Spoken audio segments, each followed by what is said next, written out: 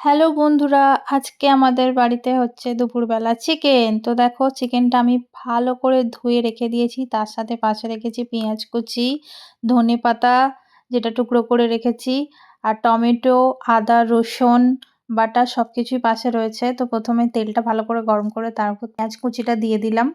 আর এটা আমার কোনো রান্নার ভিডিও না, জাস্ট মিনি ভ্লগ আমার একটা। তো সেই হিসাবেই আমি শেয়ার করছি। তো মশলাটা আমি সমস্ত দিয়ে এখানে সুন্দর করে কষিয়ে নিয়েছি, দেখতেই পাচ্ছ। মশলা কষার পর এবার মাংসটা তুলে দেওয়ার পালা। তো এখানে কোনো রকম আলু টালু দেবো না, কারণ মাংসটা আমার বরমশাই আজকে বলেছে কষা খাবে। তো উইদাউট আলু মাংস হচ্ছে, ওই জন্য কোনো আলু নেই। জাস্ট মাংসগুলো আমি দিয়ে দিলাম, এবার নাড়াচাড়া করে ঢাকনা দিয়ে সেদ্ধ করে নেওয়ার পালা। তো চলো ভালো করে এটা নাড়াচাড়া করে এবার ঢাকনাটা দিয়ে চলে যাই। মোটামুটি 15 মিনিট পরে আবার এসে দেখবো যে কতটা কি হয়েছে। আর কার কার দেখে জিভে জল আসছে বলো, কে কে খাবে? তো সমস্ত ফেসবুক ফ্রেন্ডদের নিমন্ত্রণ রইলো, চলে আসো সবাই টপাটপ আমার বাড়ি খাওয়ার জন্য। আমি তোমাদের সকলকে ইনভাইট করছি কিন্তু। তো এখানে আমি রেখে দিলাম চাপা দিয়ে। ঠিক 15 মিনিট পর আমি আসলাম, এসে ঢাকনাটা খুলে দেখলাম অর্ধেক সেদ্ধ হয়েছে, এখনো পর্যন্ত পুরো সেদ্ধ হয়নি কিন্তু। তো পুরো সেদ্ধ হয়ে গেলেই নামিয়ে নেব।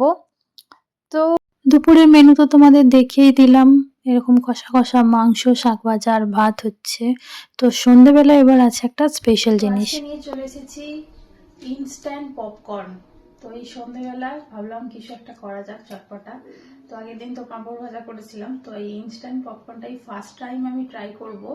তো চলো এটা কিভাবে কি করতে হয় মোটামুটি একটা ভিডিও দেখেছি, তো এবার এটা করবো। তো চলো রান্নাঘরে যাই, এবার করবো। তো দেখতেই পাচ্ছ পপকর্নটা আমি কাঁচি দিয়ে কেটে নিচ্ছি, আর রান্নাঘরে আমি এসে গেছি। আগেই আমি কড়াতে এরকম তো এর মধ্যে পপকর্নটা ঢেলে দিচ্ছি, দেখতেই পাচ্ছ তোমরা। তো কখনো এর আগে আমি করিনি, এই ফার্স্ট টাইম করব। তো অনেকেই দেখেছি প্রেসার কুকারের মধ্যে করতে, কিন্তু আমার মনে হলো প্রেসার কুকারের থেকে যদি আমি এটা কড়াই দিই আর তারপর ঢাকনা চাপা দিয়ে দিই, তাহলেও তো একইভাবে পপকর্ন রেডি হয়ে যাবে, কি তাই না বন্ধুরা? তো চলো এখানে এটা তো ঢেলে নিলাম। এরপর এর ভিতর দিয়েছে একটা মশলা, মানে অনেকটা দেখতে ম্যাগি মশলার মতো টেস্ট করলাম, কিন্তু আমরা বুঝতে পারছিলাম না যে এটা কি এর সাথেই দিয়ে নাড়াচাড়া করে এটা পুরোটা তৈরি হবে, নাকি এটা হয়ে যাওয়ার পর তারপর ওটাকে জাস্ট মিক্সড করে খেতে হবে। তো না বুঝতে পেরেই ওটা ওর সাথেই আমি ঢেলে দিয়েছি, কিন্তু পরে মনে হলো যে ওটা পরে দিতে হতো, যখন পপকর্ন রেডি হয়ে যাবে একদম শেষ মুহূর্তে ওটাকে মিক্স করে খাওয়ার জন্য দিয়েছিল।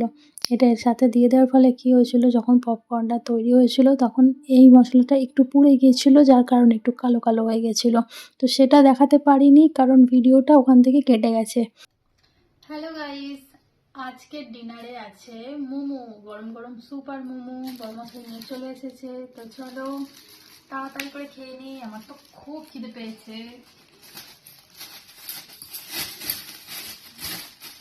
এই হচ্ছে স্যুপ, সস, একটা মোমো, দুটো মোমো, আবার সস, আবার স্যুপ, আবার সস, আবার সস। কয়টা সস? আজকে আবার দুটো এক্সট্রা সস দিয়েছে, ভালোই হলো। তো থালা নিয়ে চলে এসেছি। তার মানে প্রথমবার বুঝতে পারিনি, আবার দিয়ে দিয়েছে।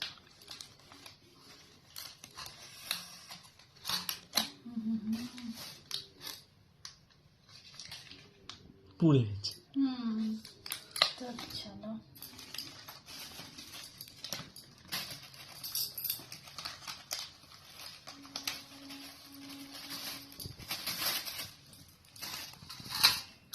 চলো স্যুপটা ঢেলে নিই। পারবে?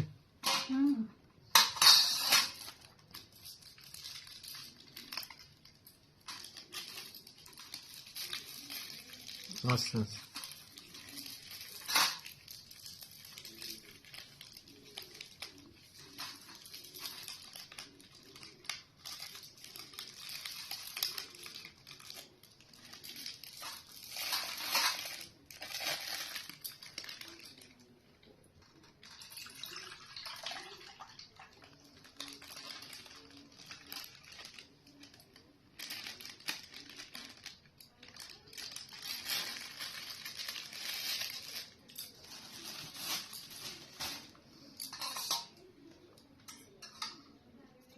শাকটা ঢালি।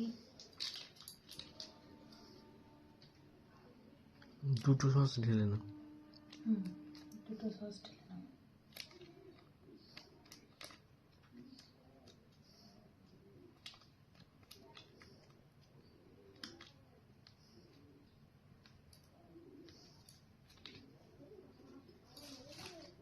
এখন আপাতত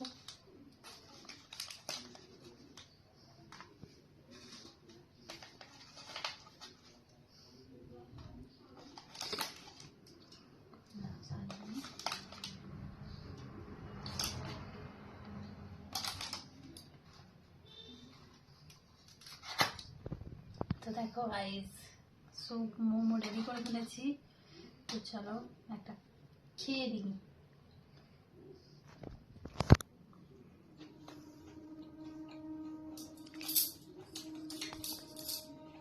তো আমরা এখন খেয়ে নিই। দেখা হচ্ছে নেক্সট ভিডিওতে। টাটা।